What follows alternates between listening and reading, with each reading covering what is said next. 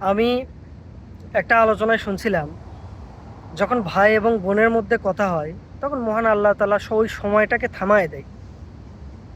মানে আল্লাহর ইশারায় ওই সময়টা বন্ধ হয়ে যায়, সময় আর আগে বাড়ে না। তখন শুধু শুনে গেছিলাম, বিষয়টা বুঝতে পারিনি।